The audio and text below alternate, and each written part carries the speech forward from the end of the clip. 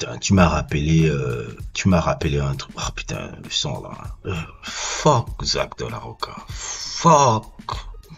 Va te faire enculer, mec. Ah, s'il ne veut pas, il n'est pas qu'il forcé. aille se faire enculer par un gros bœuf. Merde. Oh, j'ai même pas envie de parler de ça. Ça va trop m'énerver. S'il n'a pas envie, il n'est pas forcé. Le gars, quand il sort ces singles-là, il y a toujours du buzz. Ça, le son, là, je me rappelle, c'était 2016, si je me souviens bien. Le digging, là. Ça devait être en 2015-2016 qu'il avait sorti ça. Il a sorti ça. Tu vois, un peu sur les forums, un peu, oh non, putain, ouais, God the Jews a permis à Zach de la Rocca de se donner du truc. Oh, zéro, il a disparu. Tu vois, c'est marrant. Quelques photos seulement dans des activismes sur le problème des Mexicains et des immigrés mexicains. Voilà. Zach de la Rocca, ce qu'il est. Un activiste. J'adore le personnage, hein. Hey, je ne crois même pas que je déteste ce gars-là. Oh, ça, il est dans ma liste des grands héros musicaux de l'histoire de la musique américaine. Oh, hands down. Pour moi, il est l'un des plus grands. Je préfère même politiquement Zach de la Rocca à Tom Morello. Je trouve. Oui, non, ça c'est no-brainer. Tom Morello, c'est un peu le... Je suis désolé, mais... Tom Morello, c'est un peu le... c'est un libéral, un peu... Tom Morello, c'est un libéral de fou. C'est un libéral de haut et tout, le plus radical. Il faut pas oublier, hein, le nom Rage Against the Machine, c'est un son de Zach de la Rocca. Hein. Le nom Rage Against the Machine, tu connais d'où vient le nom? Non. Est-ce que tu n'avais jamais vu mon sujet que j'ai fait sur ce groupe-là qui s'appelle Inside Out? Non. Il y a un sujet au début de ma page que j'avais fait qui s'appelle Inside Out. Inside Out, c'est le premier groupe de Zach de la Rocca qui était un groupe de punk de la fin des années 80. À l'époque, il avait 15 ans. Et tout. Et ce groupe-là, il est très légendaire dans la scène de punk un peu tout. C'est un groupe qui était surtout la scène de punk des années 80 là, qui était mêlée un peu avec la scène un peu américaine des straight edge là. Voilà, pas d'alcool et tout. Et Zach de la Rocca a subi beaucoup de... Parce que son histoire est très particulière. C'est un gamin dont le père est un activiste aussi mexicain. Et c'est puis le grand-père a fait la guerre avec Emiliano Zapata. Sa mère est blanche. Donc il y a un métis un peu qui a un peu vogué un peu dans les deux mondes un peu. Tu vois un peu. Et il a vécu un peu des actes racistes parce que c'est un gamin timide hein, à la base ce gars. Très timide.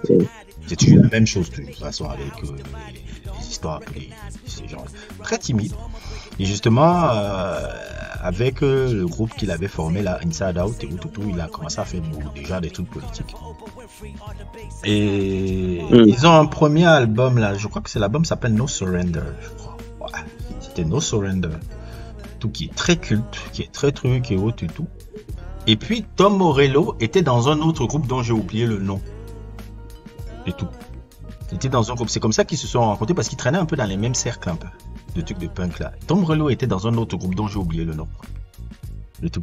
Et il y a un son là que Zach de la Rocca qu'il avait écrit qui s'appelait Rage Against the Machine. Qui devait être pour le deuxième album du groupe Inside Out. Le groupe s'est séparé. Le groupe s'est séparé et tout. Et il a pris le nom de ce morceau-là. Et il a décidé que ce sera le prochain groupe qui forme avec Tom Morello. Et c'est comme ça qu'ils se sont réunis. C'est 4 musiciens de trucs. Je crois que c'est Tom Morello, Zach de la Rocca. Le bassiste, encore s'appelle comment? C'est Tim Comerford. J'ai oublié le nom du bassiste là. C'est des musiciens de dingue. Hein. Ah non, les gars là, c'est des musiciens de ouf. C'est peut-être même pas les plus grands musiciens des années 90. Ah non, Tom Morello, hein, oui, libéral, tout ce que tu veux, non, mais boy, le guitariste là, c'est du niveau Frank Zappa. Ah non, c'est fou, musicalement ce que c'est Rage Against the Machine. Donc tu mêles la musique, le lead vocaliste qui est un MC radical technique. Je sais pas si tu vois un peu ce que je veux dire. MC radical. Non, mais t'as un groupe qui a révolutionné le son. Mais là, bon, l'autre truc qu'on peut faire un peu sur eux, sur la contradiction, c'est que ils étaient sur un label, je crois qu'ils étaient sur Universal, je pense. C'est là où on peut un peu, soi-disant, et même si ils ont été ils ne se sont jamais compromis de 1. Et de 2, tous leurs sons sont bannis des radios depuis 2004. Est-ce que tu sais ça? Est-ce que tu sais? Non, je crois, j'ai cru qu'un de leurs sons a été banni en 2001. Toute la discographie. Toute la discographie du premier album au dernier est banni des radios depuis 2004. Jusqu'à aujourd'hui. Jusqu'à aujourd'hui. C'est moi, quand les gens me disent souvent, ouais, ils ont été dans un label Universal, je l'ai dit, est-ce que vous savez que les mecs là, tous les morceaux de leur discographie, du premier album au dernier son du dernier album, est interdit depuis 2004 dans toutes les radios américaines. Reste plus imaginer, ça passe plus en radio. C'est pour ça que tu vois même leurs sons ne sont même pas utilisés en pub, ne sont pas utilisés les trucs. Ils sont carrément interdits. On parle des sons qu'ils ont écrits il y a 30 ans. C'est pour ça que chaque fois j'entends souvent un peu ce truc un peu que les mecs veulent faire un peu, le procès que les gars veulent faire un peu sur les gars. En disant, oh, ils étaient sur un gros label, la liste, c'était un peu fake. Je dis non, ils ont utilisé le pouvoir du gros label là, mais ils n'ont jamais compromis le truc.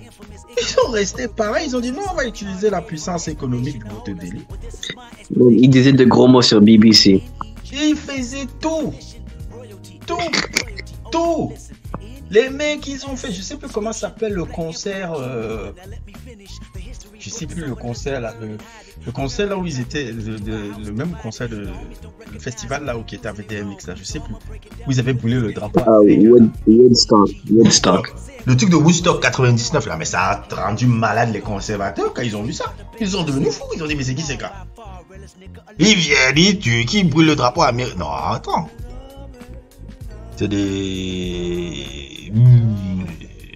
C'est vraiment pas fake, hein. Zach de la Rocca, en tout cas, c'est pas fake. Oh, ben bon, il a un truc à Los Angeles de 1 million et autres et tout. Je dis oui, et autres. Tous les trucs, quoi, qui vit dans la rue.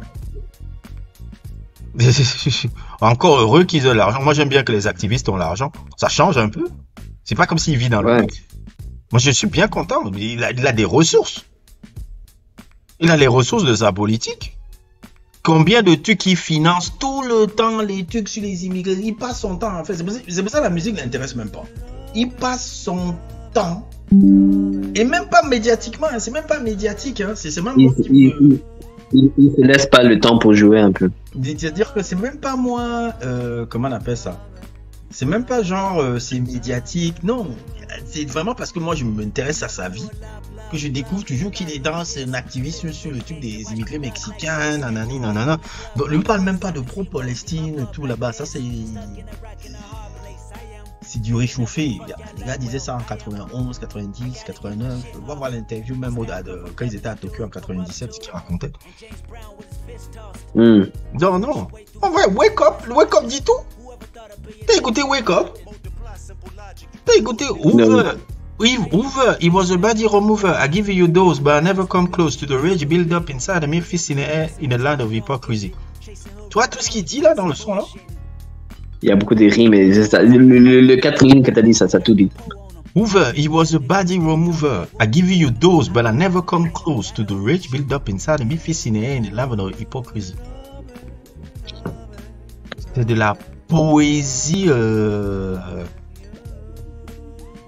Ultime. Comment dire le mot? Pas ultime, poésie révolutionnaire.